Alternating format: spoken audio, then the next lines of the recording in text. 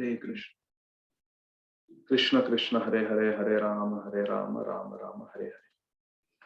ओम अज्ञानतिमिरन्धस्य ज्ञानाञ्जनशलाकया चक्षुरुन्मिलितं येन तस्मै श्रीगुरवे नमः। श्रीचैतन्य मनोभीष्टं स्थापितं येन भूतले स्वयं रूप कदा मह्यं ददाति स्वपदान्तिकम्। वन्देऽहं श्रीगुरुः श्रीयुतापदकमलं श्रीगुरून् वैष्णवांश्च श्रीरूपं साग्रजातां सहगणा रघुनाथान्वितं तं सजीवं साद्वैतं सावधूतं परिजनासहितं कृष्णचैतन्यदेवं श्री राधा कृष्ण पदान् सहगणा ललिता श्री विशाखान्वितांश्च नमो विष्णुपादाय कृष्णप्रेष्ठाय भूतले श्रीमते भक्तिवेदांत स्वामी निति नामिने। नमस्ते सारस्वते देवे गौरवाणी प्रचारिणे निर्विशेष शून्यवादी पाश्चात्य देशतारिणे। वाञ्छाकल्पतरुभ्यश्च कृपा सिन्धुभ्य एव च पतितानां पावनेभ्यो वैष्णवेभ्यो नमो नमः। नमो महावदान्याय कृष्ण प्रेम प्रदायते कृष्णाय कृष्ण चैतन्य नाम्ने गौरत्विषे नमः। पंचतत्वात्मकं कृष्णं भक्तरूप स्वरूपकं भक्तावतारं भक्ताख्यं नमामि भक्तशक्तिकं। हे कृष्ण करुणा सिंधो दीनबंधो जगत्पते गोपेश गोपिका कांत राधा कांत नमोस्तुते। जयतां सुरतौ पंगोर्मम मंद मतेर्गति मत्सर्वस्व पदाम्बोजौ राधा मदन मोहनौ दिव्यद वृंदारण्यकल्पद्रुमाद श्रीमद रत्नागर सिंहासनस्थौ श्रीमद राधा श्रील गोविंद देवौ प्रेष्ठालिभिः सेव्यमानो स्मरामि। श्रीमान् रास रसारंभी वंशीवट तटस्थित कर्षण वेणु स्वनैर गोपीर गोपीनाथाय श्रीयस्तु नः। तप्त कांचन गौरांगी राधे वृंदावनेश्वरी वृषभानुसुते देवी प्रणमामि हरिप्रिये। जय श्री कृष्ण चैतन्य प्रभु नित्यानंद श्री अद्वैत गदाधर श्रीवासादि गौर भक्तवृंद। जय श्री कृष्ण चैतन्य प्रभु नित्यानंद श्री अद्वैत गदाधर श्रीवासादि गौर भक्तवृंद। हरे कृष्ण कृष्ण कृष्ण हरे हरे हरे राम राम राम हरे हरे। हरे कृष्ण कृष्ण कृष्ण हरे हरे हरे राम राम राम हरे हरे। हरे कृष्ण कृष्ण कृष्ण हरे हरे हरे राम राम हरे हरे। ओम नमो भगवते वासुदेवाय। ओम नमो भगवते वासुदेवाय। ओम नमो भगवते वासुदेवाय। नारायणं नमस्कृत्य नरं चैव नरोत्तमं देवीं सरस्वतीं व्यासं ततो जयमुदीरये। नष्टप्रायेषु अभद्रेषु नित्यं भागवत सेवया भगवती उत्तमश्लोके भक्तिर्भवति नैष्ठिकी। कृष्णाय वासुदेवाय देवकी नंदनाय च नंदगोपकुमाराय गोविंदाय नमो नमः। वासुदेव परा वेद वासुदेव परामखा वासुदेव परा योगा वासुदेव परक्रिया वासुदेव परम ज्ञानम वासुदेव परम तपः वासुदेव परो धर्मो वासुदेव परागति कृष्णाय वासुदेवाय देवकी नंदनाय च नंद गोपकुमाराय गोविंदाय नमो नमः नमो पंकजनाभाय नमो पंकजमालिने नमो पंकजनेत्राय नमस्ते पंकजांग्रये आराध्य भगवान वर्येश तन्धाम वृंदावनम रम्या काचिदुपासना व्रजवधू वर्गेणया कल्पिता श्रीमद्भागवतं प्रमाणममलं प्रेम पुमर्तो महा श्री चैतन्य महाप्रभोर्मतमिदं तत्रादराना परा। हरे कृष्ण हरे कृष्ण। मैं बहुत आभारी हूं आनंद माधव प्रभु जी, सीमा माता जी, मुझे बहुत अच्छा ये एक अवसर मिला है श्रीमद् भागवतम पढ़ने का आप सभी भक्तों के साथ। और श्रील प्रभुपाद जी और श्री श्री राधा श्याम सुंदर जी की कृपा से ऐसा विचार है कि हर शुक्रवार को इसी समय हम 45 मिनट से लगभग 1 घंटे तक श्रीमद् भागवतम पे चर्चा करेंगे। तो कृष्ण कथा देश के सारे भक्तों का मैं स्वागत करना चाहूंगा। श्रीमद् भागवतम इसे अमल पुराण कहा है, इसे महापुराण कहा है, क्योंकि वैसे तो 18 पुराण है, लेकिन इन सारे पुराणों में सबसे ज्यादा महत्व श्रीमद् भागवतम का है। श्रीमद् भागवतम प्रमाणम अमलम, श्रीमद् भागवतम पुराणम अमलम यद वैष्णवानाम प्रियम, वैष्णव को बहुत प्रिय है श्रीमद् भागवतम, क्योंकि कृष्ण तुल्य भागवत विभु सर्वाश्रय प्रतिश्लोके प्रति अक्षरे नाना अर्थ है।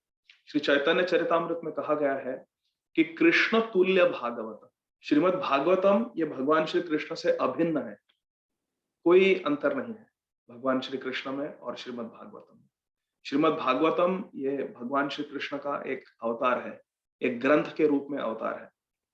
तो श्रीमद् भागवतम में 5वें स्कंद में, श्रीमद् भागवतम में 12 स्कंद है और कुल मिलाकर 18,000 श्लोक है। तो श्रीमद् भागवतम के 5वें स्कंद के अंतिम भाग में श्रील सुखदेव गोस्वामी, जो एक बहुत बड़े महाभागवत है, भगवान कृष्ण के बहुत शुद्ध भक्त हैं, वे परीक्षित महाराज की मदद कर रहे हैं। परीक्षित महाराज को श्राप मिला है कि 7 दिन में उनका देह पूर्ण हो जाएगा। एक तक्षक नामक सर्प उन्हें डसेगा और उनका जीवन समाप्त हो जाएगा। तो परीक्षित महाराज हमें शिक्षा दे रहे हैं उनके खुद के जीवन से कि हमें एक क्षण भी व्यर्थ नहीं गंवाना चाहिए। Time is very precious. हमें कभी समय को व्यर्थ नहीं गंवाना चाहिए, क्योंकि कोई भी चीज हो वो हम परिश्रम करके, धन व्यतीत करके हम उसे वापस ला सकते हैं, लेकिन गुजरा हुआ एक पल हम इस ब्रह्मांड के सारे धन को भी लगाकर उसे वापस नहीं ला सकते। एक बार जो समय बीत गया उसे फिर से नहीं ला जा सकता। इसीलिए समय सबसे मूल्यवान वस्तु है इस जगत में। परीक्षित महाराज हमें सीख देते हैं, क्योंकि जैसे ही उन्हें पता चला कि उनका देह 7 दिन में पूर्ण हो जाएगा, उन्होंने अपने महल को त्यागा, धन को त्यागा, परिवार को त्यागा, खाना पीना तक छोड़ दिया और 7 दिन और 7 रात्र पवित्र गंगा जी के तट पर बैठकर भगवान के एक शुद्ध भक्त से, श्री सुखदेव गोस्वामी से उन्होंने श्रीमद् भागवतम का श्रवण किया, हरि कथा का श्रवण किया, और इस प्रकार उन्होंने अपना जीवन सफल बनाया और भगवत धाम चले गए 7 दिन बाद। तो ये बहुत जरूरी सीख है। तो 5वें स्कंध के अंतिम भाग में सुखदेव गोस्वामी जी परीक्षित महाराज को नाना प्रकार के नरकों का वर्णन करते हैं। 28 तरह के अलग अलग नरक है। नरक माने वो ग्रह जहां पर हमें ले जाया जाता है। यदि हम बहुत सारे पाप करते हैं तो हमें पापों की सजा भुगतने के लिए वहां पर ले जाया जाता है। हमारे शास्त्रों में इसका वर्णन है। तो यह है पंचम स्कंध श्रीमद् भागवतम का। इसके अंतिम अध्याय में 26वें अध्याय में वर्णन आता है कि पापी मनुष्य किस प्रकार विभिन्न नरकों में जाते हैं, जहां यमदूत विविध प्रकार से उन्हें दंड देते हैं। ये श्रीमद् भागवतम के वचन है, हमें इस पर पूरा विश्वास होना चाहिए। मंद बुद्धि व्यक्ति अपने आप को नियमों से मुक्त मानते हैं। वह सोचते हैं कि न तो ईश्वर है और न ही कोई नियामक सिद्धांत है, और वे जो चाहे वो कर सकते हैं। ऐसा लोग सोचते हैं, जो नास्तिक है वो ऐसा सोचते हैं, जो चाहिए वो कर सकते हैं। जस्ट एंजॉय, मेक मेरी, बेग, बोरो और स्टील, बट जस्ट एंजॉय। ये मोटो है, ये एक अपसिद्धांत है कलयुग में। इस प्रकार वह अनेक पाप कर्म करते हैं, जिसके कारण उन्हें जन्म जन्मांतर विभिन्न नारकीय परिस्थितियों में रखा जाता है। देखिए भागवतम में दिया है स्पष्ट, जिससे प्रकृति के नियमानुसार उन्हें दंड दिया जाता है। श्रील सुखदेव गोस्वामी ने निम्नलिखित 28 प्रकार के नरकों का वर्णन किया है। हरे कृष्ण। ये पृथ्वी तो एक ही है, पृथ्वी एक ही है, लेकिन 28 नरक है केवल इस ब्रह्मांड में, और ऐसे अनेक ब्रह्मांड है। तामेश्वर, अंधतामेश्वर, रौरव, महारौरव, कुंभीपाक, कालसूत्र आदि आदि आदि, ऐसे 28 नरकों का वर्णन श्रील सुखदेव गोस्वामी जी ने किया। प्रत्येक पाप कर्म के लिए उचित दंड है। यदि हम शराब पीते हैं, अल्कोहल, शराब का पान करते हैं, मद्यपान करते हैं, तो उसके लिए भी दंड है। हमें एक नरक में भेजा जाता है, जहां पर हमें एकदम द्रवित लोहे को पीना होता है। लोहे को बहुत गर्म करते हैं ताकि लोहा एकदम पिघल जाए, और वो द्रवित लोहे को हमें उसका पान करना होता है, उसे पीना होता है। ये है सजा अल्कोहल पीने की, शराब पीने की के लिए। इसी प्रकार से यदि कोई व्यक्ति दूसरे का धन, दूसरे की पत्नी या दूसरे की संपत्ति चुराता है, तो उसे तामेश्वर नामक नरक में डाला जाता है। यदि कोई छल कपट से पराई स्त्री का उपभोग करता है, तो उसे अंधतामेश्वर नरक की कठिन यातना सहनी पड़ती है। अन्य जीवात्माओं की हिंसा करके अपना तथा अपने परिवार का पालन जो करता है, उसे रौरव नामक नरक में डाला जाता है। जो अन्य जीवात्माओं पर हिंसा करता है, स्वयं को पालने के लिए और स्वयं के परिवार को पालने के लिए, उसे रौरव नामक नरक में डाला जाता है। वहां पर उसके द्वारा वध किए गए पशु पक्षी रूरू नामक प्राणियों के रूप में जन्म लेकर उसे पीड़ित करते रहते हैं। रूरू नामक पशु के रूप में आते हैं वो, और हमारे मांस को खाते हैं हमें दंड देने के लिए। इस प्रकार से मद्यपान करने वालों को अयपान नरक में भेजा जाता है। अय मतलब लोहा, लोहे को, पिघले हुए लोहे को, गर्म लोहे को पीना होता है। तो उस नरक का नाम है अयपान नरक। तो इस प्रकार से नाना प्रकार के नरकों का, 28 प्रकार के नरकों का श्रील सुखदेव गोस्वामी वर्णन करते हैं पंचम स्कंद के अंत में। जब सुखदेव गोस्वामी जी वर्णन करते हैं परीक्षित महाराज को, तो परीक्षित महाराज, क्योंकि परीक्षित महाराज भगवान के बहुत उच्च कोटि के भक्त हैं, और भक्त का स्वभाव होता है कि भक्त पर दुख दुखी होता है। ये भक्त का स्वभाव है, पर दुख दुखी और पर सुख सुखी, सर्वे सुखनो भवन्तु। भक्त की इच्छा होती है कि सारे विश्व में जो कोई जीव है सारे खुश रहे, सारे सुखी रहे।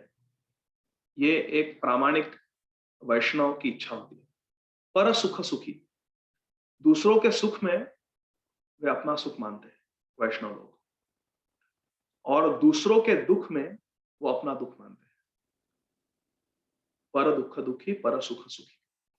तो क्योंकि परीक्षित महाराज पर दुख दुखी है, वो वैष्णव है, जब वो इन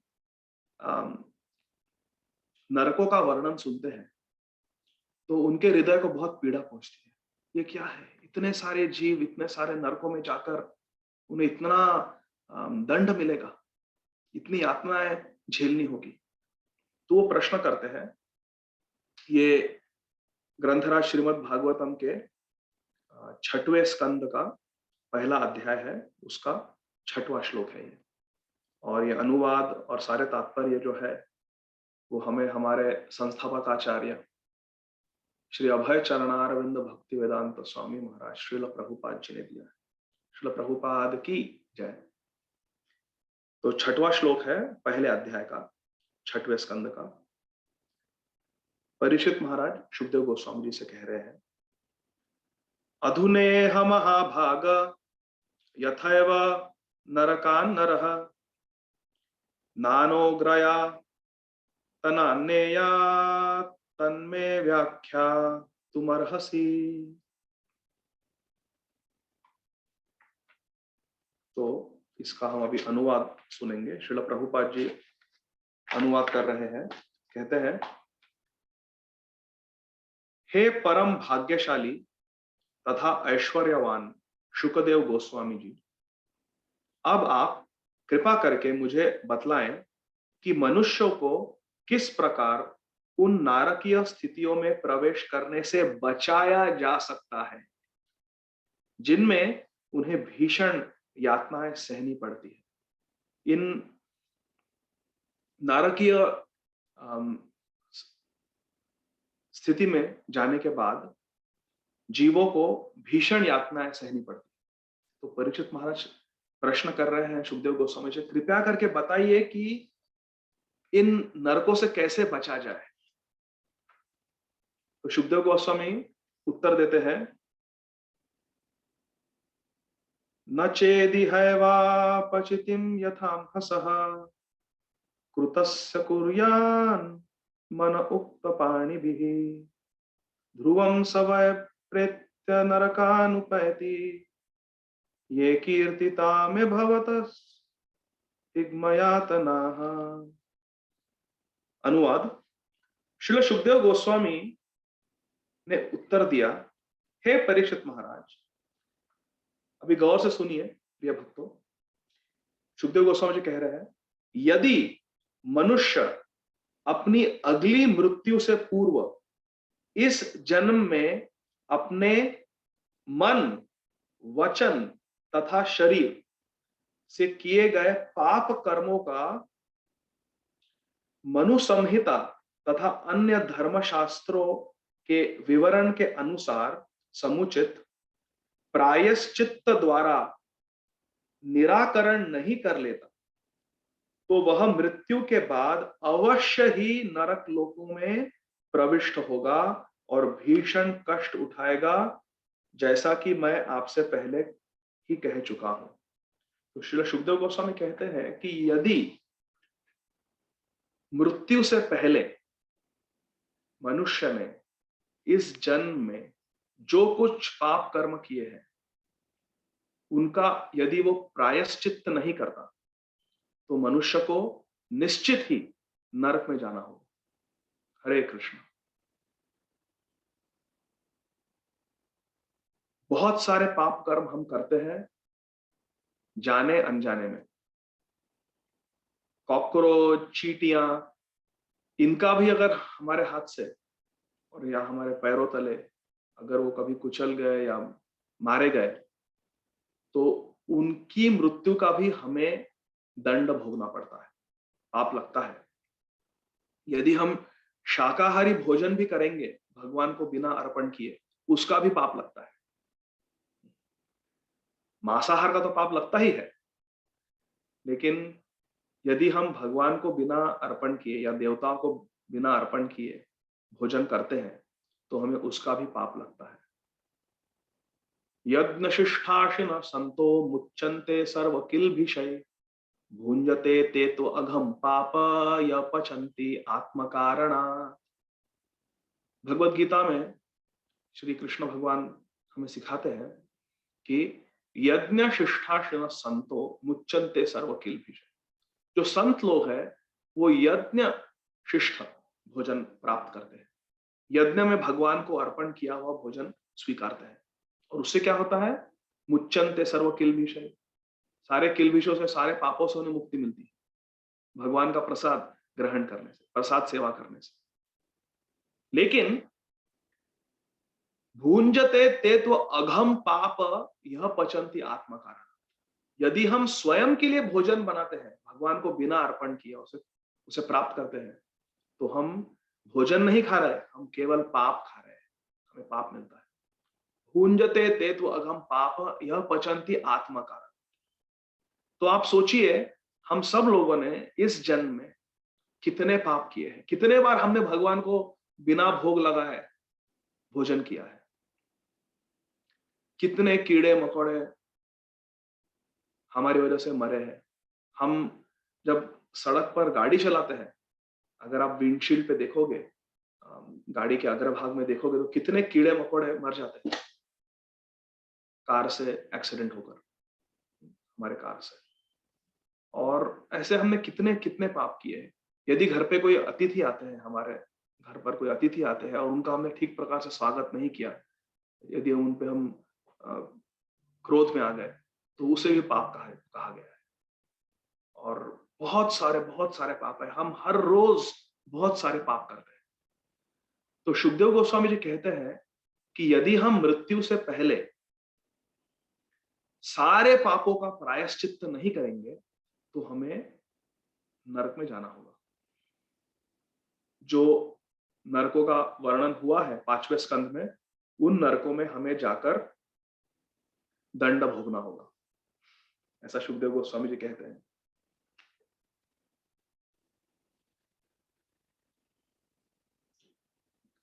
8वें श्लोक में कहा है सुखदेव गोस्वामी ने, तस्मात् पुरैवाश विह पाप निष्कृतये यतेत मृत्यो विपद्धात्मना दोषस्य दृष्ट्वा गुरुलाघवं यथा भीषक चिकित्से तरुजाम निदानवित्।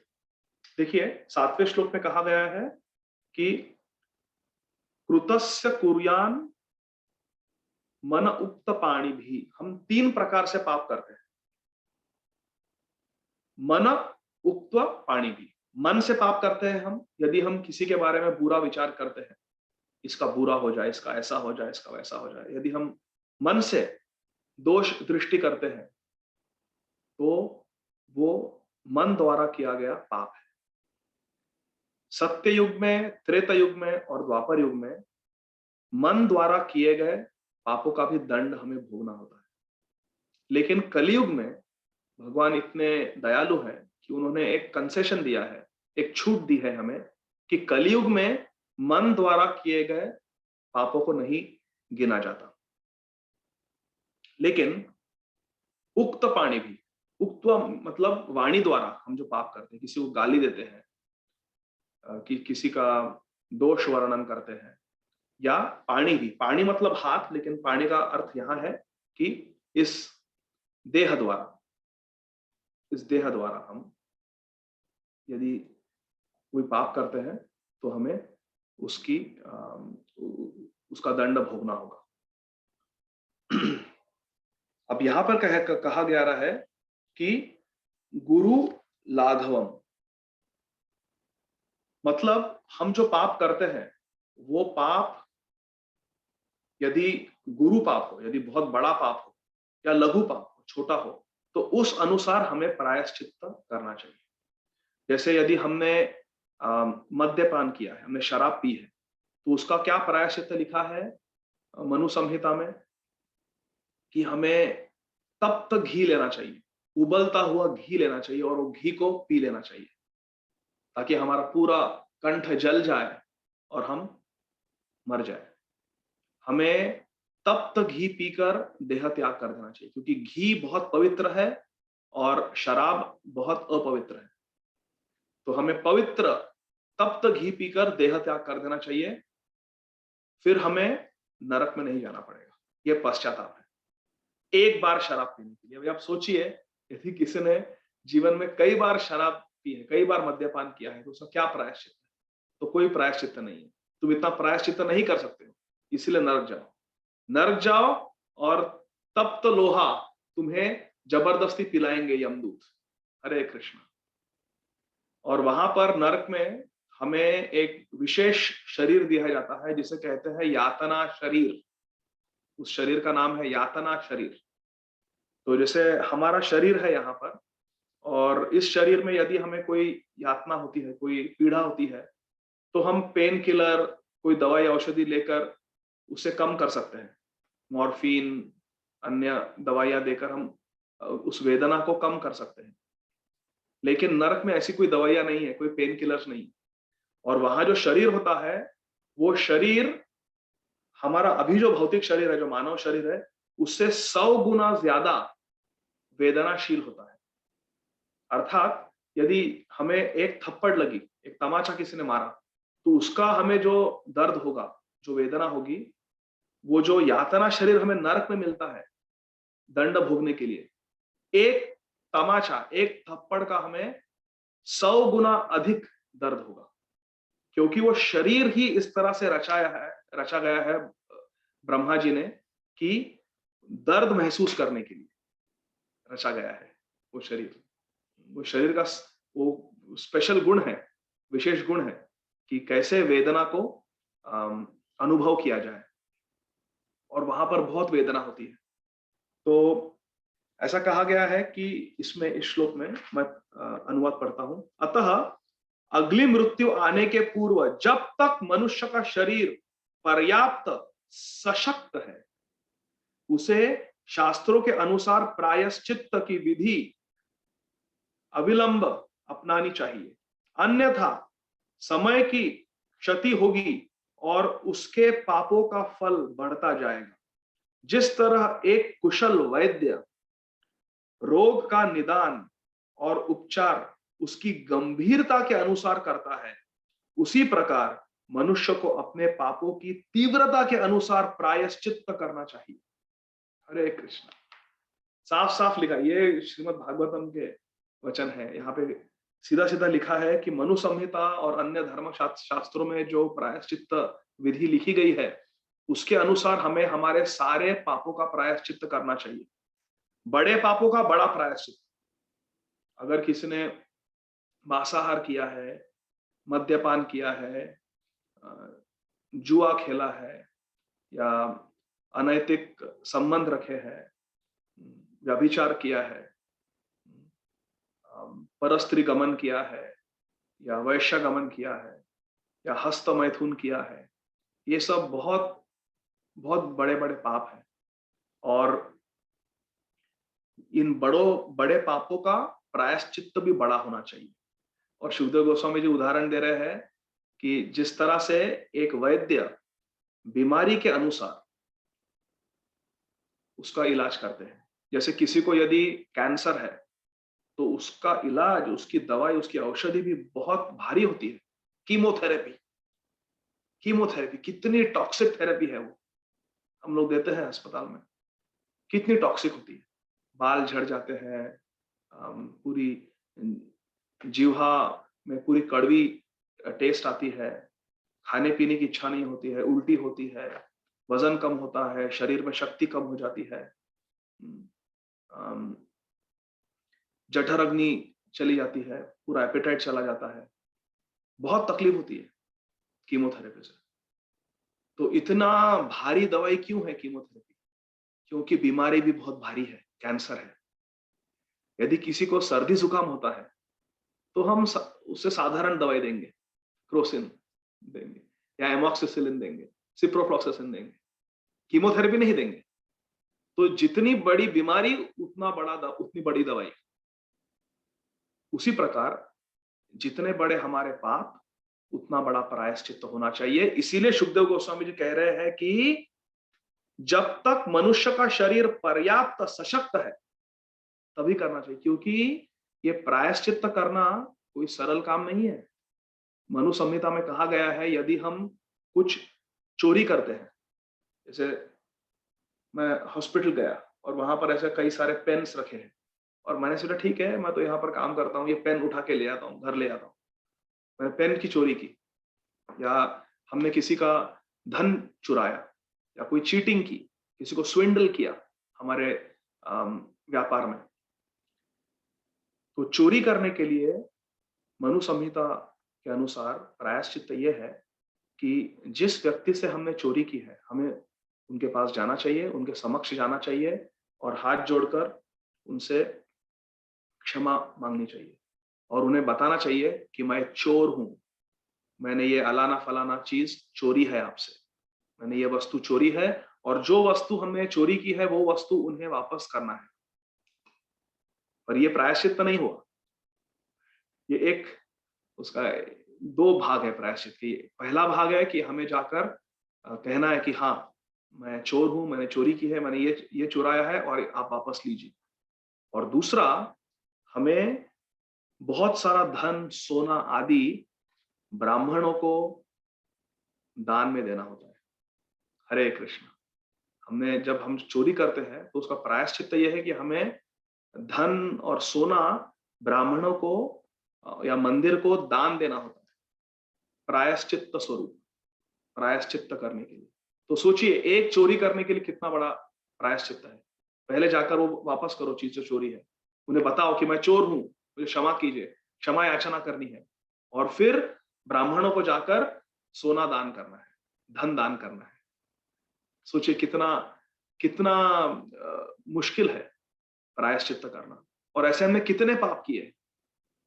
लेकिन सुखदेव गोस्वामी कहते हैं प्रायश्चित्त नहीं करेंगे तो नरक जाना होगा। तो 9वें श्लोक में परीक्षित महाराज फिर से कहते हैं, श्री राजोवाच दृष्ट श्रुताभ्याम यत् पापम जाननप्यात्मनोहितम करोति भूयो विवशः प्रायश्चित्त मथो कथम। श्री प्रभुपाद जी इसका अनुवाद में कह रहे हैं, महाराज परीक्षित ने कहा मनुष्य को जानना चाहिए कि पाप कर्म उसके लिए हानिकारक है, क्योंकि वह वस्तुतः देखता है कि अपराधी को सरकार द्वारा दंडित किया जाता है और सामान्य लोगों के द्वारा दुत्कारा जाता है, और वह शास्त्रों तथा विद्वान पंडितों से सुनता भी रहता है कि पाप कर्म करने से मनुष्य अगले जीवन में नारकीय अवस्था में फेंक दिया जाता है। फिर भी ऐसा ज्ञान होते हुए मनुष्य को प्रायश्चित्त करने के बावजूद बारंबार पाप करने के लिए विवश होना पड़ता है। अतः ऐसे प्रायश्चित्त का क्या महत्व है? हरे कृष्ण। बहुत गंभीर बात कह रहे हैं परीक्षित महाराज। वो कह रहे हैं कि पहली बात तो यह है कि मनुष्य को जानना चाहिए कि पाप कर्म क्या है और पुण्य कर्म क्या है। भगवत गीता में भगवान कृष्ण कहते हैं, यह शास्त्र विधि उत्सृज्य वर्तते काम कारतः न स शांतिम अवाप्नोति न सुखम न पराम गतिम। जो शास्त्र विधि आचरण करते हैं, जो धर्म विरुद्ध व्यवहार करते हैं, उन्हें कभी शांति नहीं मिल सकती, कभी सदगति नहीं मिल सकती। यह शास्त्र विधि उत्सृज्य वर्तते काम कारतः न स शांतिम अवाप्नोति न सुखम न पराम गति। उन्हें बहुत बड़ा दंड मिलता है। अधोगच्छन्ति तामस, ऐसे तामसिक जीवों को की अधोगति होती है। तो परीक्षित महाराज कह रहे हैं कि विद्या देनी चाहिए, अविद्या का नाश होना चाहिए। प्रत्येक मनुष्य को यह जानना चाहिए कि पाप कर्म क्या है और पुण्य कर्म का क्या है, और यह जानना चाहिए कि पाप कर्म मेरे लिए हानिकारक है। अगर मैं पाप कर्म करूंगा तो मुझे नरक जाना पड़ेगा। नरक का अर्थ क्या है? नरक, नरक, नरक मतलब केवल नर, केवल मनुष्यों द्वारा पाप और पुण्य होता है। जो पशु पक्षी है, जो पशु योनि में है, उन्हें पाप और पुण्य का कोई नियम लागू नहीं होता। केवल मानव जीवन में ही पाप और पुण्य का महत्व है, क्योंकि हमें भगवान ने बुद्धि दी है, आध्यात्मिक बुद्धि दी है। इसीलिए नरक कहा है। नरक मतलब हेल, नरक। जो नर कुकर्म करते हैं, गलत कर्म करते हैं, पाप कर्म करते हैं, उन्हें जाना पड़ता है। ऐसा नहीं कि किसी पशु ने अगर मांसाहार किया, कुत्ते ने मांसाहार किया तो कुत्ते को नरक जाना पड़ेगा, नहीं। नरक, जो नर, जो मनुष्य पाप कर्म करता है, उन्हें दंड दिया जाता है नरक में। तो हमें नरक जाना पड़ेगा। तो ये मनुष्य को इस बात का पता होना चाहिए, परीक्षित महाराज कह रहे हैं। और क्यों पता होना चाहिए? क्योंकि इस भौतिक जगत में हम देखते हैं कि यदि कोई पाप कर्म करता है, कोई जो सरकार का शासन है उसके विरुद्ध आचरण करता है, तो उन्हें दंड मिलता है, उन्हें पुलिस पकड़ती है और जेल में डालती है। तो इस जगत में यदि पाप करने के लिए सजा है, तो हमें सोचना चाहिए कि ये पूरा जो भौतिक जगत है, पूरा ब्रह्मांड है, इसलिए भगवान का अनुशासन है, भगवान का शासन है, राम राज्य है, भगवान का राज्य है ये। तो यहां पर भी नियम लागू होते हैं, और यदि हम धर्म विरुद्ध आचरण करेंगे तो हमें निश्चित ही दंड मिलेगा। और शास्त्र है ना, भगवत गीता में दिया है, मनु संहिता में दिया है, वेदों में दिया है, महाभारत में दिया है, रामायण में दिया है, हमारे पुराणों में दिया है, श्रीमद् भागवतम में दिया है। वह शास्त्रों तथा विद्वान पंडितों से सुनते भी रहते हैं कि पाप कर्म करने से मनुष्य अगले जीवन में नरक की अवस्था में फेंका दिया जाता है। ये सुना है हमने, तो सुना है, देखा है, फिर भी हम बारंबार पाप करने के लिए विवश हो पड़ते हैं। तो फिर इस प्रायश्चित्त का क्या महत्व है गुरुदेव? ऐसा परीक्षित महाराज कह रहे हैं सुखदेव गोस्वामी जी को। तो परीक्षित महाराज ने कहा कि आपने सारे नरक लोगों का वर्णन किया है, अब मुझे बताइए कि मनुष्य, एक जीव इन नरकों में क्या करने से नहीं जाना पड़ेगा। सुखदेव गोस्वामी कहते हैं प्रायश्चित करो, तो परीक्षित महाराज कहते हैं प्रायश्चित कैसे करें, हमने इतने पाप किए हैं, पूरा जीवन व्यतीत हो जाएगा प्रायश्चित प्रायश्चित प्रायश्चित प्रायश्चित करते करते, फिर भी प्रायश्चित नहीं होगा सारे पापों का। और यदि प्रायश्चित नहीं करेंगे एक एक पाप का, तो फिर हमें नरक जाना पड़ेगा। और यदि हम प्रायश्चित तक कर भी लेते हैं, फिर भी हम बार बार पाप करते हैं, क्योंकि पाप करने की प्रवृत्ति है हम में, बहुत प्रबल है प्रवृत्ति। तो हम फिर से पाप करेंगे और फिर से प्रायश्चित करना पड़ेगा, फिर से पाप करेंगे, फिर से ऐसे प्रायश्चित का क्या मतलब है, क्या महत्व है? गुरुजी कुछ ठीक से बताइए मुझे। परीक्षित महाराज कहते हैं, क्वचिन वर्तते भद्रात् व्यक्ति चिच्चरति तत्पुनः प्रायश्चित्तमथो पार्थम मन्ये कुंजर शौचवत्। मन्ये कुंजर शौच। परीक्षित महाराज कहते हैं कि इस प्रायश्चित्त को तो मैं सोचता हूं कि ये एक कुंज, एक हाथी के स्नान के समान है। हाथी नदी में जाता है, गंगा में जाता है, यमुना में जाता है, और अच्छी तरह से स्नान करता है, बहुत देर दीर्घ काल तक नदी में रहता है, अपने सूंड से पानी स्प्रे करके, शावर करके, अच्छे से बाथ शावर दोनों करके अच्छे से स्वच्छ होके नदी के बाहर आता है और किनारे में फिर से धूल अपनी सूंड में लेके फिर से धूल लगा देता है। तो ऐसे स्नान का क्या फायदा? स्नान लेके स्वच्छ हुए और बाहर आके फिर से अपवित्र हो गए। तो कभी कभी ऐसा व्यक्ति जो पाप कर्म न करने के प्रति अत्यधिक सतर्क रहता है, पुनः पापमय जीवन के फेर में आ जाता है। इसलिए मैं बारंबार पाप करने तथा प्रायश्चित्त करने के इस विधि को निरर्थक मानता हूं। हरे कृष्ण। देखिए, अपने गुरु जी के बात को काट रहे हैं परीक्षित महाराज। आपने जो विधि बताई है पाप करने तथा प्रायश्चित करने की, इस विधि को मैं निरर्थक मानता हूं। बहुत बड़ी बात कह रहे हैं परीक्षित महाराज अपने गुरुदेव के सामने। मैं इसे निरर्थक मानता हूं।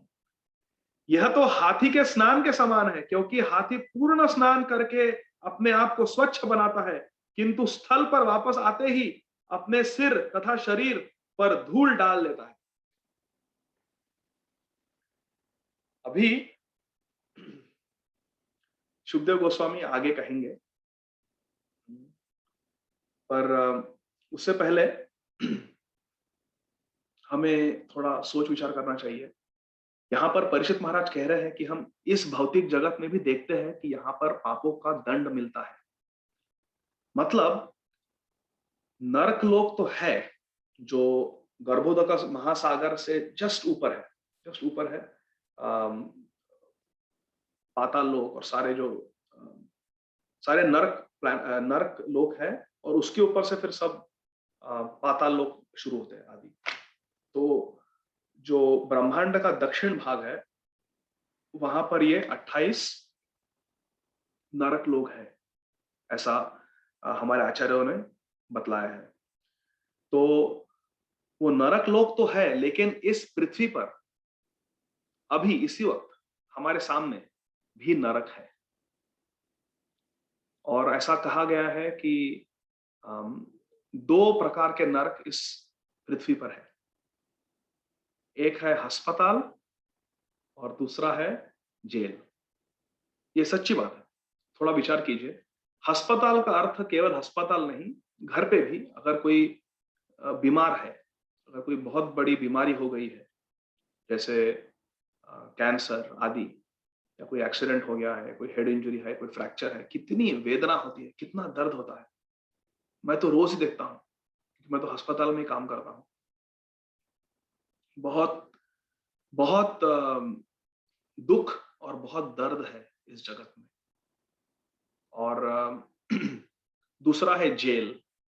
जेल में भी हम देखते हैं, सुनते हैं कि बहुत वेदना होती है, बहुत यातना होती है, बहुत पीड़ा होती है। हम हमारे परिवार वालों को नहीं मिल सकते, अच्छा भोजन नहीं मिलता है, और वहां पर अन्य जो जेल में लोग हैं जिन्होंने जो दंड भोग रहे हैं, जिन्होंने गैर कानूनी काम किया है, वो लोग भी कितना एक दूसरे से झगड़ते हैं, गालियां देते हैं। तो पूरा वो जेल का जो वातावरण है बहुत ही तामसिक और राजसिक होता है। तो उसमें रहना मतलब एक बहुत बड़ा दंड है, बहुत बड़ी पनिशमेंट है। तो हमारे शास्त्रों में कहा गया है कि वैद्य राज्य नमस्तुभ्यम, वैद्य राज नमस्तुभ्यम, यमराज सहोदर, यमस्तु हरति प्राणान, वैद्य प्राणम धनानि च।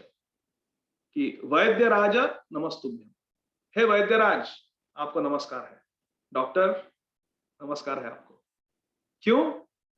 क्योंकि आप हो यमराज सहोदर, आप यमराज के भाई हो, एक ही उधर से आए हो। यमराज के भाई हो आप, डॉक्टर यमराज के भाई है। कैसे? एक्चुअली डॉक्टर यमराज के बड़े भाई भैया है, बड़े भैया है। क्यों? क्योंकि यमस्तु हरंती प्राणान, यमराज तो केवल प्राण लेते हैं, वैद्य प्राणान धनानि च, लेकिन वैद्य डॉक्टर प्राण भी लेता है और धन भी लेता है, फीस भी लेता है। कम से कम नरक में हमें कोई फीस नहीं देनी होती। लेकिन डॉक्टर तो देखिए, अभी ये कोविड 19 का इतना बड़ा ये पैंडेमिक हुआ, और हमारे भारत में तो इतनी बुरी परिस्थिति थी कि पैसे देने से भी कोई इलाज नहीं हो रहा था, क्योंकि ऑक्सीजन ही नहीं था, दवाई नहीं थी, औषधि नहीं थी। लेकिन फिर भी डॉक्टर लोग पैसा लेते हैं। In fact medical statistics show that the second leading cause of in-hospital mortality is medical errors. अर्थात अस्पताल में सबसे अव्वल कारण मृत्यु का है हृदय रोग, हार्ट अटैक, हार्ट डिजीज। लेकिन मृत्यु का सबसे दूसरा कारण, 2 नंबर का कारण है मेडिकल एरर्स, मतलब हमारे द्वारा, डॉक्टरों द्वारा गलती। हरे कृष्ण, ये सत्य है बात, ये बाहर नहीं आती है बात, लेकिन ये these are medical statistics. The second leading cause of mortality is medical errors. Hare Krishna. Because to err is human, to err is human. वैद्य, डॉक्टर भी मनुष्य ही है, और वो गलती कर सकते हैं। जैसे एक इंजीनियर गलती करता है, लॉयर गलती करता है, कोई पायलट गलती कर सकता है, उसी तरह डॉक्टर भी गलती कर सकता है। और इतने सारे पेशेंट्स है, इतने सारे डॉक्टर्स है, इतने सारे बीमारियां है, गलती तो होगी, गलती तो होगी। सो इसीलिए कहा है कि वैद्य प्राणान धनानि च, वैद्य प्राण भी लेता है और धन भी लेता है। और यदि पेशेंट की मृत्यु हुई, फिर भी हॉस्पिटल की फीस तो देनी पड़ती है। इसीलिए कोई भी सर्जरी के पहले, कोई भी इलाज के पहले वो कंसेंट लेते हैं, हम पेशेंट से अनुमति दस्तखत ले लेते हैं कि चाहे कुछ भी हो जाए, आप ब्लेम नहीं करोगे, हम डॉक्टर रिस्पॉन्सिबल नहीं है, हॉस्पिटल रिस्पॉन्सिबल नहीं है, नर्सेज रिस्पॉन्सिबल नहीं है, तो लिखवा लेते हैं। क्योंकि जानबूझ के नहीं करते डॉक्टर लोग, लेकिन गलती तो हो जाती है, क्योंकि हम भगवान तो नहीं है, ईश्वर तो नहीं है। तो इसीलिए हम देखते हैं कि यहाँ पर बहुत सारे कठिनाइयां हैं। दुखालयम अशाश्वतम, भगवान कृष्ण कहते हैं कि ये दुखालय है, ये भौतिक जगत। तो परीक्षित महाराज कह रहे हैं कि ऐसा कुछ उपाय बताइए गुरुदेव, जिससे हमेशा के लिए हमारा पाप कर्म नष्ट हो जाए और हमें नरक भी ना जाना पड़े। ऐसा कोई मार्ग बताइए। तो शुकदेव गोस्वामी कहते हैं 11 श्लोक में, श्लोक नंबर क्रमांक 11 में, कर्मणा कर्म निर्हारो नयत्यतिका इष्यते अविद्वद्धिकारित्वात् प्रायश्चित्तम विमर्शनम। वेदव्यास पुत्र श्रील शुकदेव गोस्वामी ने उत्तर दिया परीक्षित महाराज को, हे राजन, क्योंकि अपवित्र कर्मों से निष्प्रभावित करने के उद्देश्य से किए जाने वाले कर्म भी सकाम होते हैं, अतएव वे मनुष्य को सकाम कर्म करने की प्रवृत्ति से छुटकारा नहीं दिला सकते। कृपया गंभीरता से इस पे विचार कीजिए। शुकदेव गोस्वामी जी कह रहे हैं कि हमने पाप कर्म किया, अब उस पाप कर्मों को नष्ट करने के लिए हम प्रायश्चित्त कर्म करते हैं। शुकदेव गोस्वामी जी कह रहे हैं कि पाप कर्म भी सकाम है, कि हमें इंद्र तृप्ति की कामना है, इसलिए हम पाप करते हैं। और फिर जो प्रायश्चित्त करते हैं वो भी सकाम क्रिया है, क्योंकि हमारी क्या कामना है प्रायश्चित्त में, कि मुझे नरक ना जाना पड़े, मुझे कोई दंड ना मिले। दोनों सकाम है क्रियाएं। तो शुकदेव गोस्वामी कहते हैं कि एक सकाम क्रिया दूसरे सकाम क्रिया का नाश नहीं कर सकती, क्योंकि हम सकाम प्रायश्चित्त करने से जो पाप कर्म की प्रवृत्ति है वो कैसे नष्ट होगी? नहीं होगी, क्योंकि पाप कर्म करने की प्रवृत्ति भी सकाम है और प्रायश्चित्त भी सकाम है, कोई कामना से कर रहे हैं, वो अहेतु की नहीं है। तो इसीलिए वो एक दूसरे को नहीं छुटकारा दिला सकते।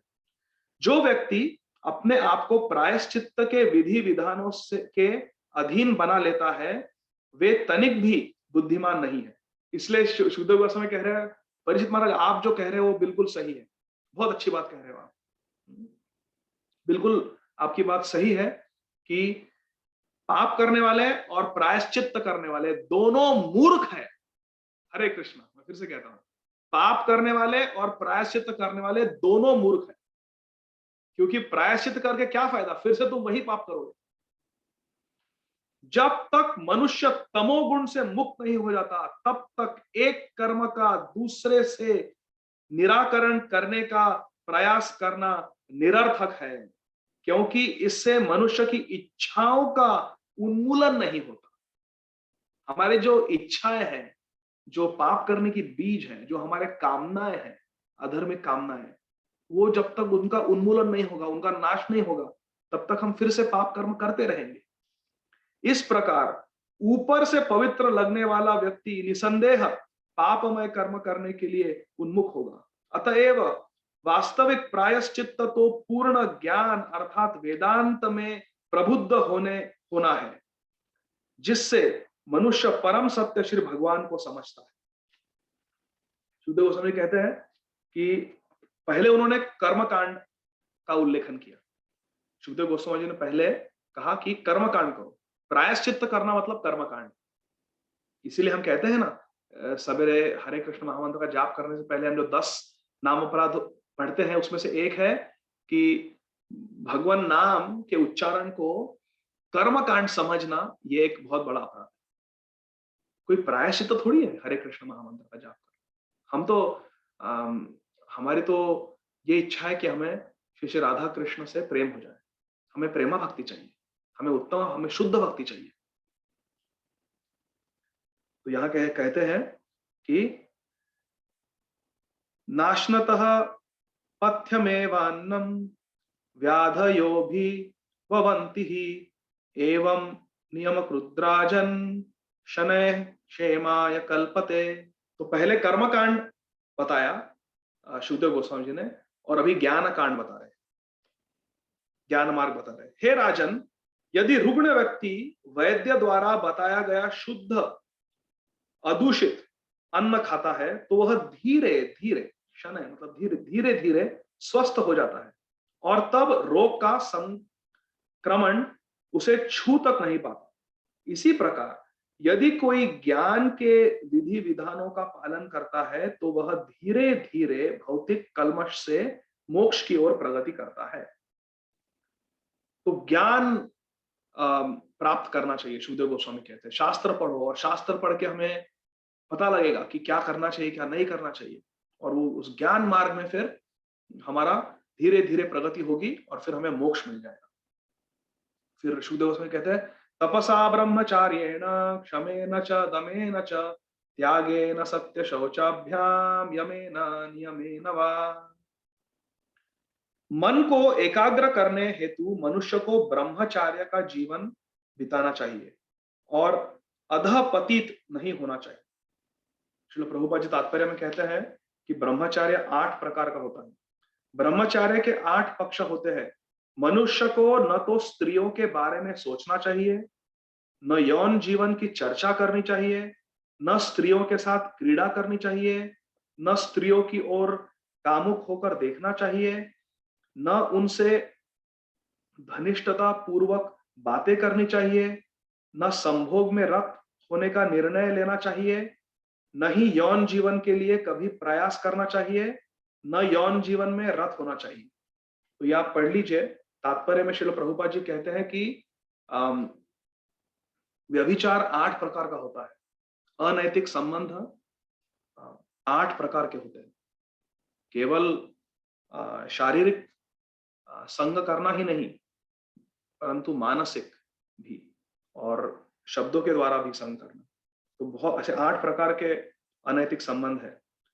इनका त्याग करने को कहते हैं ब्रह्मचार्य। तपसा ब्रह्मचारी। इसे इंद्रिय भोग के स्वेच्छा से त्यागने की तपस्या करनी चाहिए। तब उसे मन तथा इंद्रियों के वश में करना चाहिए, दान देना चाहिए, सत्यव्रती, स्वच्छ तथा अहिंसक होना चाहिए, विधि विधानों का पालन करना चाहिए और नियमित भगवान नाम का कीर्तन करना चाहिए। देहवाग बुद्धिम जम धीरा धर्मज्ञा श्रद्धयान्विता क्षिपन्त्यघम महदपि वेणुगुल्म मिवानलः। इस प्रकार धार्मिक सिद्धांतों को जानने वाला, मतलब ज्ञान प्राप्त धार्मिक सिद्धांतों को जानने वाला धीर तथा श्रद्धावान व्यक्ति अपने शरीर, वचन तथा मन से किए गए सारे पापों में अस्थायी रूप से शुद्ध हो जाता है।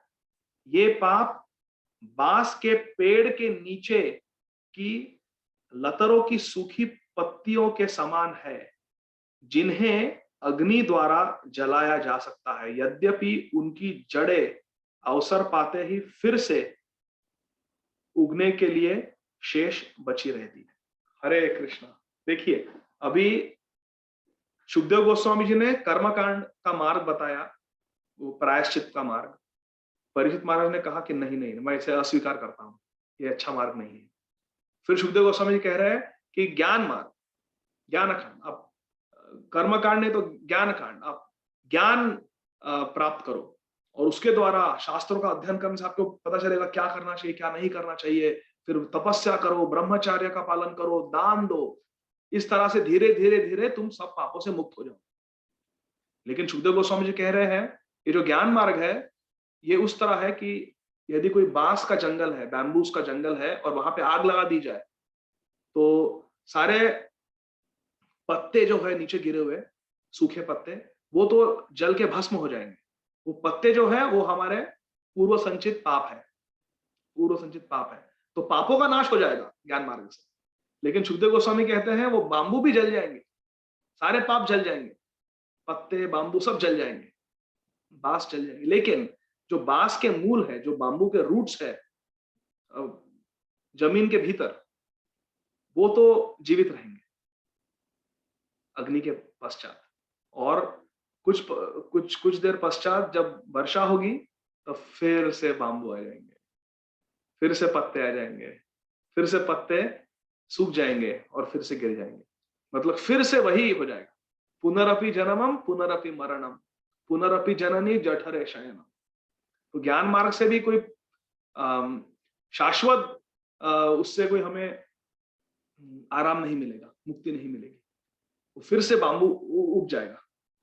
तो ये कह रहा है कि ये फिर से यद्यपि उनकी जड़ें अवसर पाते ही फिर से अग्नि के लिए शेष बची रहती है। मतलब इसका अर्थ ऐसा है कि जो पाप करने की प्रवृत्ति है वो हमारे हृदय में रहेगी। अब देखिए, तो फिर परीक्षित महाराज कहते हैं कि ये भी नहीं चाहिए मुझे, ज्ञान कांड भी नहीं चाहिए मेरे को क्योंकि कर्म कांड नहीं चाहिए, क्योंकि वो तो पॉसिबल ही नहीं है, वो संभव नहीं है पूरा शुद्ध होना। ज्ञान मार्ग से भी पूरी तरह शुद्ध होना संभव नहीं है, क्योंकि वो जो पाप करने की प्रवृत्ति है वो फिर से है, वो बीज है, पाप बीज है हमारे हृदय में, और वो अवसर पाते ही फिर से आ जाएगा, फिर से हम पाप करेंगे। तो क्या फायदा।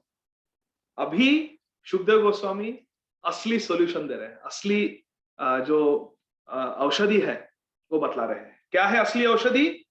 15वां श्लोक, केचित् केवलया भक्त्या वासुदेव परायणाः अधम धुन्वन्ति कात्सर्ये निहारा मिव भास्करः।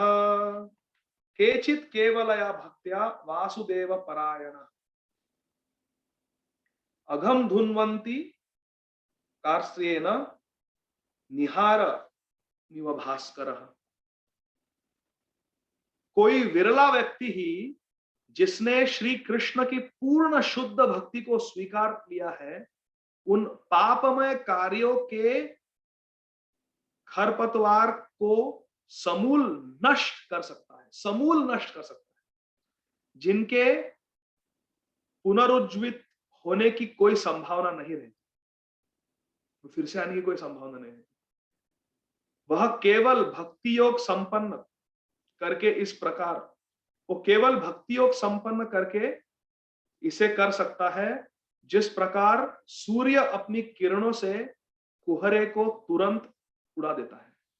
जिस तरह कुहरा, जो फॉग होता है सुबह में, जैसे सूर्योदय होता है और सूर्य की किरणें आती है तो वो पूरा जो कुहरा होता है उसका नाश हो जाता है।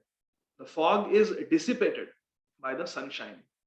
उसी प्रकार से जब केचित केवलया भक्त्या, जब हम केवला भक्ति करते हैं, अनन्य भक्ति करते हैं वासुदेव की, भगवान वासुदेव, भगवान श्री कृष्ण की, तो जो पाप कर्म है, जो पाप हमारे पूर्व संचित पाप कर्म है, जो पाप करने की हमारी प्रवृत्ति है, जो पाप करने की इच्छा है हमारे हृदय में, जो हृदय रोग है, जो काम वासना है, उसका उन्मूलन हो जाता है, उसका वो जड़ से नाश हो जाता है और फिर से हम कभी पाप नहीं करेंगे। हम सही मायने में विशुद्ध हो जाएंगे भक्ति करने से। जिस तरह से सूर्योदय होने के बाद कोहरे को तुरंत उड़ा देता है सूर्योदय, उसी प्रकार से हमारे सारे पाप करने की प्रवृत्तियां का नाश हो जाएगा भक्ति करने से। तो ये शुकदेव गोस्वामी जी कहते हैं। और फिर इसके बाद में जो है शेष हम अगले शुक्रवार को देखेंगे। यहाँ पर अभी हम कथा को रोक देंगे। तो हमने देखा आज के कथा में कि कैसे पाप करने से हमें दंड मिलता है। यदि हमें नरक नहीं जाना, दंड नहीं भोगना, तो हमें प्रायश्चित करना चाहिए, लेकिन प्रायश्चित करना संभव नहीं क्योंकि हमने इतने सारे पाप किए। और फिर दूसरा उपाय है कि ज्ञान मार्ग में जाओ और धीरे धीरे ज्ञान बढ़ाओ, उससे धीरे धीरे धीरे धीरे पापों का नाश हो जाएगा। लेकिन जो पाप करने की प्रवृत्ति है, कृष्ण बहिर्मुख जीव, अनादिर बहिर्मुख, जो हम अनादिकाल से कृष्ण भूलिया जीव, अनादिर बहिर्मुख, कृष्ण भूलिया जीव अनादिर बहिर्मुख, अथैव माया तारे देह संसार दुख।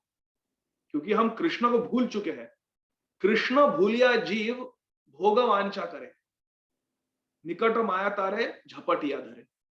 क्योंकि हम भोग वांछा करने की हमारी जो प्रवृत्ति है, जो भोग करने की इच्छा है, ज्ञान मार्ग में वो इच्छा अवसर मिलने पर फिर से आ जाएगी। तो ज्ञान मार्ग भी कोई अच्छा उपाय नहीं है, अच्छा औषधि नहीं है। फिर शुकदेव गोस्वामी जी अंत में कहे आज कि केचित केवलया भक्त्या वासुदेव परायण, कि भगवान वासुदेव की भक्ति करना ही सबसे उत्तम औषधि है, क्योंकि इससे हमारे पाप कर्म का तो नाश हो जाएगा, लेकिन जो पाप करने की प्रवृत्ति है उसका भी नाश हो जाएगा। तो यहाँ पे अभी हम ब्रेक लेंगे और शेष कथा अगले शुक्रवार को कंटिन्यू करेंगे। तो बहुत बहुत धन्यवाद। जगत गुरु श्रील प्रभुपाद की जय। निताई गौर प्रेमानंदी। हरि हरि बोल। सो यदि कोई प्रश्न होंगे तो आप कृपया आपका हाथ उठा सकते हैं आप, और अनम्यूट करके आप पूछ सकते हैं। KMR phone. श्रीकांत दास रहा हूँ।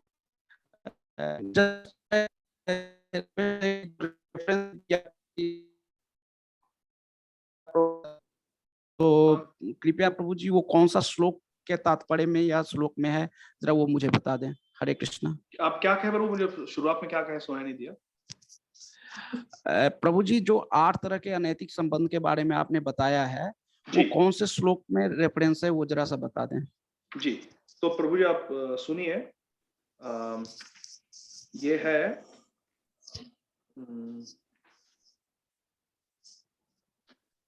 श्रीमद् भागवतम छठा स्कंद पहला अध्याय, और यह है श्लोक नंबर 14, तपसा ब्रह्मचार्येण, वो श्लोक है। उसके तात्पर्य में श्रील प्रभुपाद जी कहते हैं, शुरुआत में कहते हैं ब्रह्मचार्य के 8 पक्ष होते हैं। ठीक है, अच्छा उन्होंने शेयर किया है, आनंद माधव ने शेयर किया। बहुत बहुत धन्यवाद जी, बहुत बहुत धन्यवाद प्रभु जी। हरे कृष्णा। हरे कृष्णा। जय श्रील प्रभुपाद। सीमा माता जी। हरे कृष्णा प्रभु जी, दंडवत प्रणाम। बहुत ही सुंदर कथा थी प्रभु जी आज की। प्रभु जी मेरा एक प्रश्न है कि हमारे नॉर्थ इंडिया में एक वो मान्यता है कि आप गंगा नदी में कुछ विशेष दिनों में स्नान करेंगे तो आपके पाप मिट जाते हैं, ऐसी कुछ मान्यता है जो हमारे अभी भी एल्डरली जो लोग घर में वो मानते हैं, तो उसको कैसे जस्टिफाई करेंगे प्रभु जी? हरे कृष्ण। नहीं, वो तो है सीमा माता जी, वो तो सत्य बात है, क्योंकि गंगा हमारी माता है और माँ अपने पुत्रों से बहुत स्नेह, बहुत प्रेम करती है ना, तो गंगा जी हमारे पापों को ले लेती है, हमारे पापों को धो देती है, और हमारे पापों को धो देती है और हमें शुद्ध करती है। लेकिन तकलीफ ये है कि जैसे हम स्नान करके बाहर आएंगे तो फिर से हम पाप करते हैं। इसीलिए असली इलाज तो है हृदय रोग का इलाज, जो हमारे ऐसा कुछ करना चाहिए जिससे हमारा मन शुद्ध हो जाए, और वो है, उसे कहते हैं चेतो दर्पण मार्जनम, और वो होता है परम विजयते श्री कृष्ण संकीर्तन।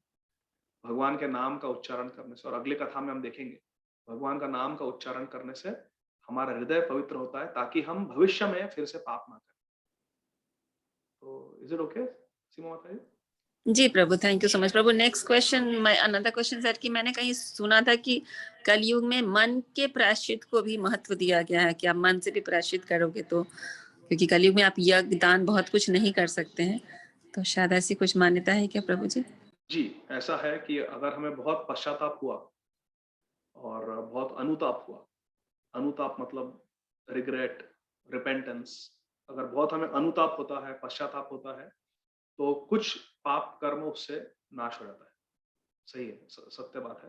कलयुग में ये भी कंसेशन दिया है भगवान ने, लेकिन फिर से वही है कि हम फिर से पाप करेंगे। इसीलिए भक्ति ही करना सबसे अच्छा उपाय है, ताकि हम भविष्य में पाप ना करें। जैसे हम प्रभुपाद जी का आश्रय लेते हैं, तो आते से ही पहला क्या है, 4 regulatory principles, no meat eating, no intoxication, no illicit sex, no gambling. मांसाहार नहीं करना है, मद्यपान नहीं करना है, व्यभिचार नहीं करना है, जुआ नहीं खेलना। तो ये 4 नियमों का जब हम अच्छी तरह से पालन करते हैं, तो हमारे पाप कर्म एकदम कम हो जाते हैं, एकदम कम हो जाते हैं। तो ये भक्ति का, जैसे सूर्योदय होता है तो फॉग चला जाता है, उसी तरह से जैसे हम भक्ति के मार्ग में आते हैं, हमारे पाप कर्म अपने आप कम हो जाते हैं, और फिर भगवान की भक्ति करने से हमारा हृदय शुद्ध हो जाता है। चेतो दर्पण मार्जनम।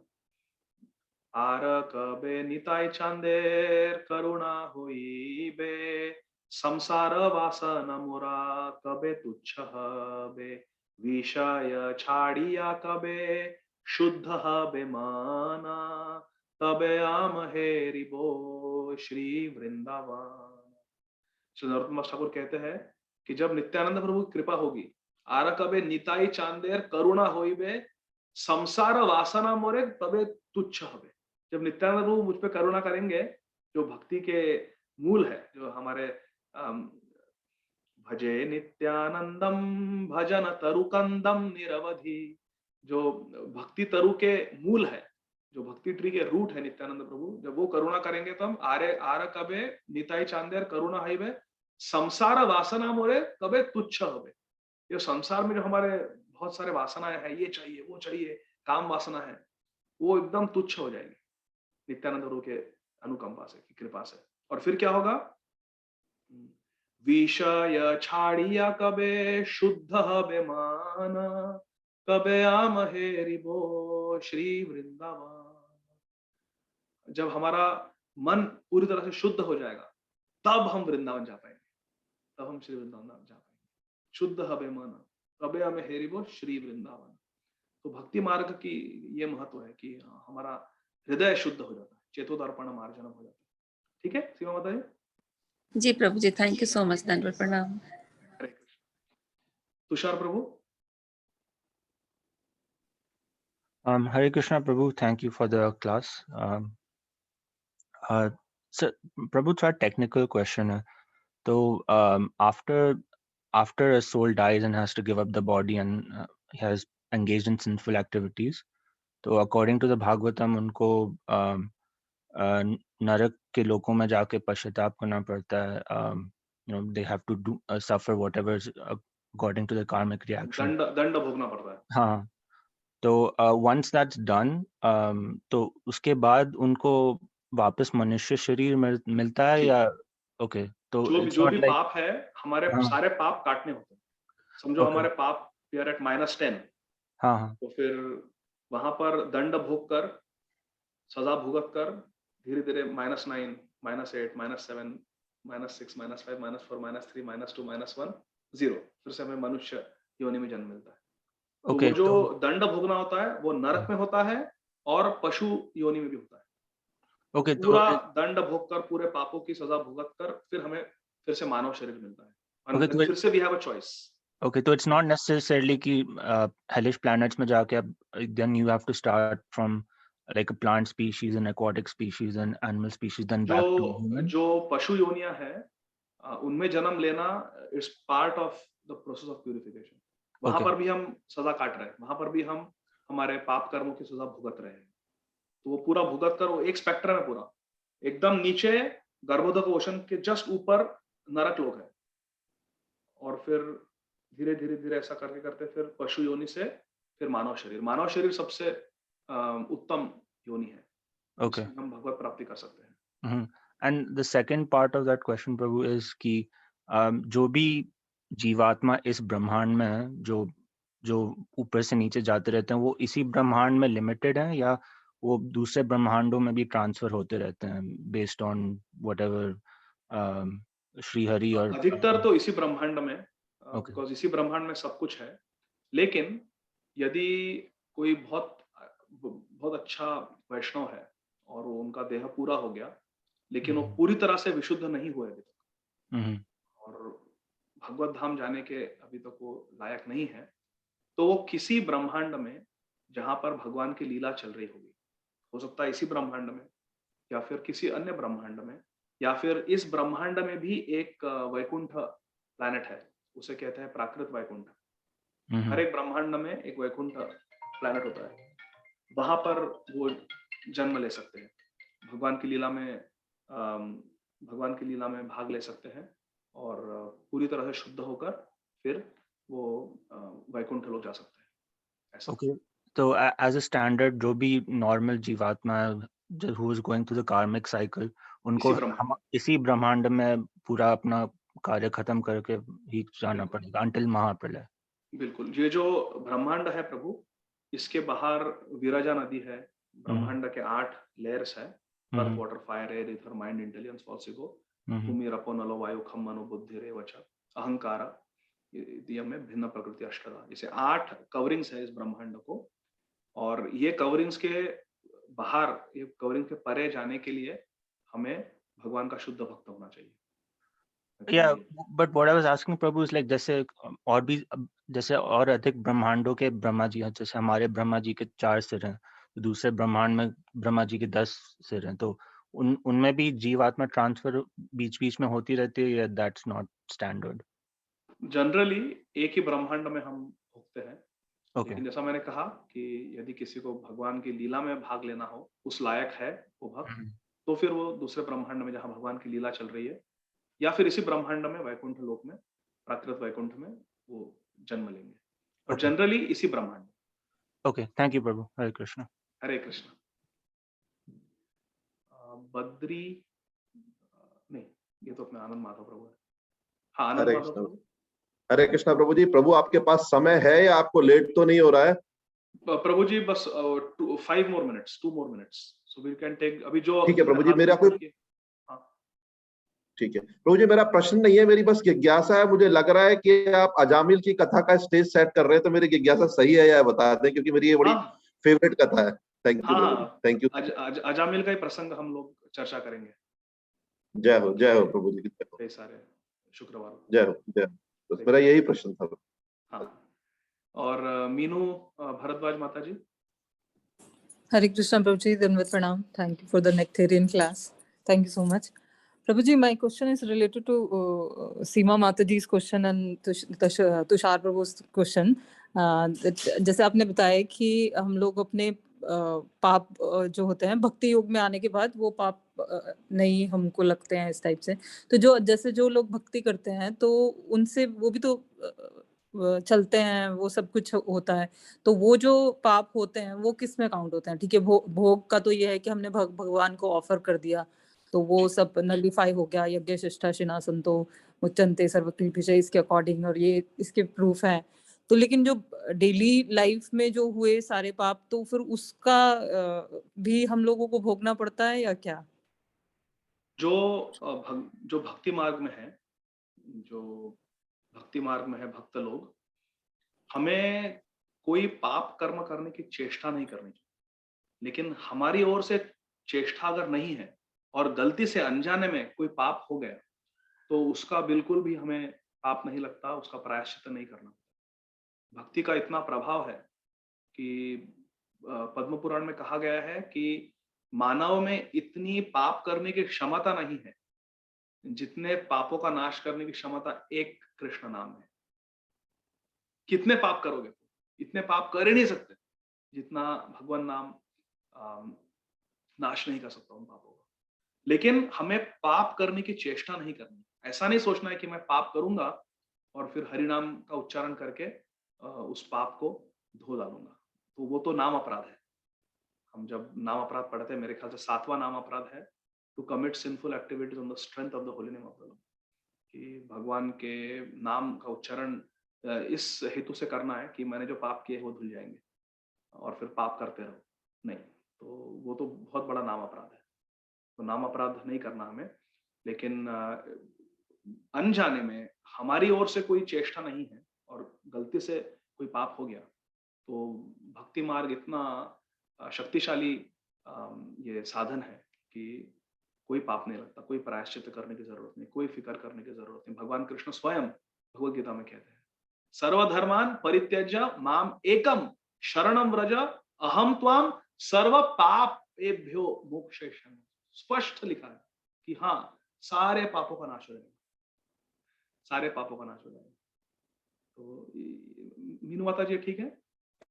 जी प्रभु जी, thank you so much, well explain. और प्रभु जी, दूसरा क्वेश्चन मेरा रिलेटेड है। तुषार प्रभु ने जैसे पूछा कि बोलते हैं कि हमने क्या, जिसने भी जो भी गए हैं, हम भी होके आए होंगे नर्क, तो वहां पे जब सब पाप भोग लिए, सब कुछ हो गया, तो आपने बोला अकाउंट 0, तो फिर प्रारब्ध क्या होते हैं? फिर हम लोगों को still we are suffering because we are in material world. प्रारब्ध का अर्थ ऐसा है कि हमने जो पहले अच्छे कर्म किए हैं और गलत कर्म किए हैं, जो हमने उसके अनुसार हमें ये शरीर मिला है। जैसे अभी ये जो मेरा शरीर है, ये शरीर में अगर मैं चाहूं कि मुझे सचिन तेंदुलकर बनना है, मुझे दुनिया का सबसे अच्छा बैट्समैन बनना है, तो क्या वो संभव है? नहीं संभव है, क्योंकि मुझ में वो टैलेंट नहीं है। वो टैलेंट क्यों नहीं है? क्योंकि मेरे प्रारब्ध में वो नहीं है, क्योंकि मैंने वैसे कर्म नहीं किए हैं पिछले जन्म में। सचिन तेंदुलकर ने किए है। सो हमें इस जीवन में, इस शरीर में कुछ चीजें करने की क्षमता होती है और कुछ चीजें करने की क्षमता नहीं होती। वो कौन डिसाइड करता है? प्रारब्ध। प्रारब्ध क्या है?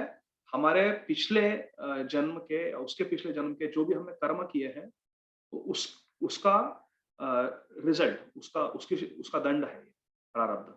वो हम जब हमारा जन्म होता है तभी से वो पूरा निर्धारित है। हमारा बर्थडे और हमारा डेथ डे वो ऑलरेडी डिसाइडेड है, उसे कहते हैं प्रारब्ध। अभी अगर मुझे, मेरे नसीब में है कि मैं एट द एज ऑफ 65 मेरी मृत्यु हो जाएगी कैंसर से, तो ये जो है ये प्रारब्ध है, ये ऑलरेडी डिसाइडेड है। जैसे श्रीमद् भागवतम के प्रथम स्कंद में हम पढ़ते हैं कि जब परीक्षित महाराज का जन्म हुआ था, उनका ऑलरेडी पूरा प्रारब्ध उन्हें मालूम था कि मैं इतने साल जीवित रहूंगा, तक्षक मुझे काट के मेरी मृत्यु होने वाली है। पहले से निर्धारित था कि वो उनकी मृत्यु होने वाली है। अब वो कैसे, वो श्रृंगी ने फिर श्राप दिया, वो तो निमित्त मात्र है, वो तो भगवान के निमित्त है, तो इंस्ट्रूमेंट है। तो ये जो होता है, हमारी मृत्यु कैसे होगी, हमें कौन सी बीमारी होगी, ये सब प्रारब्ध है। This is the result of our previous sinful activities which have already fructified. जो फ्रुक्टिफाई हो रहे हैं उसे प्रारब्ध कहते हैं। और जो फ्यूचर में होगा वो सीड, उसे बीजम कहते हैं। कूटम बीजम फलोन्मुखम, ऐसा। तो ऐसे 4 प्रकार के अलग अलग पाप होते हैं। लेकिन क्रमेण एव प्रलीयत विष्णु भक्ति रतात्मना। लेकिन पद्म पुराण में दिया है कि विष्णु भक्ति करने से, कृष्ण भक्ति करने से ये चारों प्रकार के जो कर्म होते हैं इंक्लूडिंग प्रारब्ध, वो सब कुछ एवरीथिंग कैन बी काउंटरएक्टेड, सबका नाश हो सकता है। जैसे अर्जुन को जब वो शक्ति बाण चलाया कर्ण ने, वो तो बिल्कुल अर्जुन के मस्तक पे लगने वाला था, लेकिन भगवान कृष्ण ने चेंज कर दिया, उन्होंने रथ को नीचे दबा के वो मुकुट चला गया।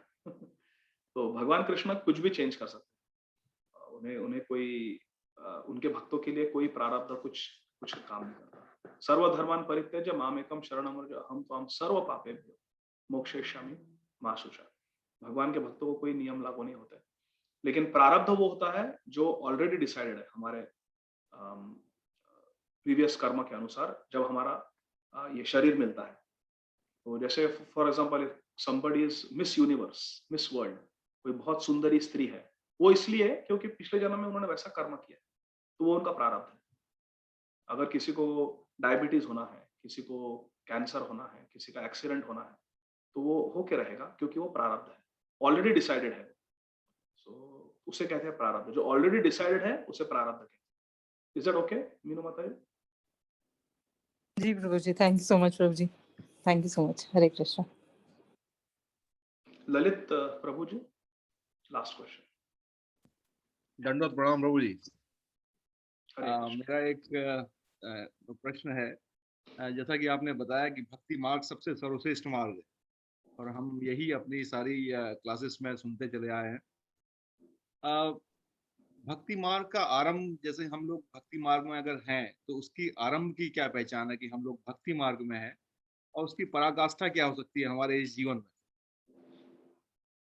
बहुत अच्छा प्रश्न पूछा आपने ललित प्रभु जी ने। तो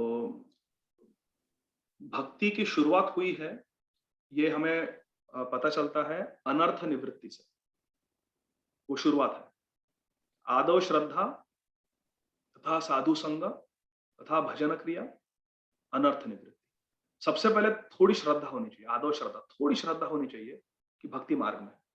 उसके बाद आदौ श्रद्धा, उसके बाद श्रद्धा है इसलिए हम साधु संग करते हैं, हम हरि कथा सुनते हैं, हम भगवत गीता पढ़ते हैं, भागवतम पढ़ते हैं। और वो पढ़ने से क्या होता है, साधु संग करने से क्या होता है, भजन क्रिया शुरू होती है, भक्ति की शुरुआत होती है, भजन क्रिया शुरू होती है, भक्ति की शुरुआत होती है। और भक्ति की शुरुआत होने से क्या होता है, अनर्थ निवृत्ति, बहुत जल्दी अनर्थ निवृत्ति शुरू होती है। तो हमें जो पहले हमारे जो बुरे आचरण थे, जो पूरे आदतें थे, जैसे हम मांसाहार करना, नशा करना, फिर जुआ खेलना, अनैतिक संबंध रखना, ये जो बुरे आदतें हैं, ये बिल्कुल जल्दी से निकल जाते हैं, छूट जाते हैं। इसे कहते हैं अनर्थ निवृत्ति। तो जब अनर्थ निवृत्ति शुरू होती है, हमें गुस्सा कम आता है, हम झूठ बोलना कम कर देते हैं, हम एकदम सरल बनने की चेष्टा करते हैं। सरलता ही वैष्णवता। तो ये जो है अनर्थ निवृत्ति, झूठ कम बोलना, अन्य जीवात्माओं के प्रति हिंसा नहीं करना, मांसाहार नहीं करना, ये जो है इसे कहते हैं अनर्थ निवृत्ति। सत्य बोलना, ये अनर्थ निवृत्ति है कि भक्ति की पहचान है कि भक्ति शुरू हो गई, भक्ति शुरू हो गई, भक्ति का प्रारंभ हो गया। पराकाष्ठा है आश्लिष्यवा पादरताम पिनष्टुमाम अदर्शनान मर्महताम करोतु वा यथा तथा विधातु लंपटो मत प्राणनाथस्तु सेव ना परा। आश्लिष्यवा, हे भगवान कृष्ण आप मुझे आलिंगन करो, या आलिंगन करो, या पादरताम पिनष्टुम, मुझे अपने चरण कमलों के तले कुचल दो, चकनाचूर कर दो। हे भगवान कृष्ण, या तो आप मुझे आलिंगन करो, या आप मुझे आपके चरण कमलों के नीचे कुचल दो, या अदर्शनान मर्म हताम करो तू, या मेरे तरफ बिल्कुल ध्यान मत दो, मेरी उपेक्षा करो, मुझे छोड़ दो, मुझे निग्लेक्ट करो और मेरे हृदय को तोड़ दो। मुझे निग्लेक्ट करके मेरे हृदय को तोड़ दो। अदर्शनान, मुझे दर्शन मत दो और मेरे हृदय को तोड़ दो। अदर्शनान मर्म हताम करो तू यथा तथा वा विदधातु लंपट, आपको जो करना है करो, यथा तथा विदहतु लम्पटो, आपको जो करना है करो, आलिंगन करो मुझे, आप कुचल दो मुझे, आप मुझे प्रतिष्ठा दो, आप मेरा अपमान करो, आप मुझे पूरी तरह से निग्लेक्ट करो, मेरी उपेक्षा करो, मेरे हृदय को तोड़ दो, जो करना है करो, मत प्राणनाथस्तु स एव नापर, लेकिन आप मेरे प्राणनाथ हो, आपके बिना मेरा कोई नहीं है, आपके बिना मेरा कोई नहीं है, आपको जो करना है करो, मेरी कोई मांग नहीं है, आप मेरे हो और मैं आपका हूं, आप मेरे प्राणनाथ हो और मैं केवल आपको खुश देखना चाहता हूं, आपको सुखी देखना चाहता हूं, आपकी सेवा करना चाहता हूं। इसे कहते हैं भक्ति की पराकाष्ठा। श्रीमती राधा रानी सिखाती है। हरे कृष्ण। सो ठीक है। हरे हाँ, हरे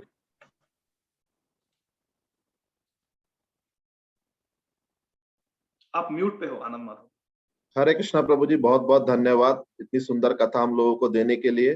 तो सभी भक्तों से निवेदन है कि जुड़े रहें और लोगों को भी जोड़ें, क्योंकि ये कथा अजामिल की बहुत सुंदर है और ये आपकी कृष्ण भक्ति को कहाँ ले जा सकती है ये आप जब समझेंगे, जब प्रभु जी पूरी कथा कह देंगे कि भगवान के नाम का बल अब हम आगे सुनेंगे। हरे कृष्णा प्रभु जी, बहुत बहुत धन्यवाद आपका। हरे कृष्णा। थैंक यू आनंद माधव प्रभु। आप सभी कृष्ण कथा देश के भक्तों के लिए बहुत बहुत आभारी हूँ और यदि भगवान कृष्ण चाहेंगे तो अगले शुक्रवार को फिर से मिलेंगे। बहुत बहुत धन्यवाद। जगत गुरु श्रील प्रभुपाद की जय। जय। ग्रंथराज श्रीमद् भागवतम की जय। हरे कृष्ण। हरे कृष्णा प्रभु, हरे कृष्णा। Thank you.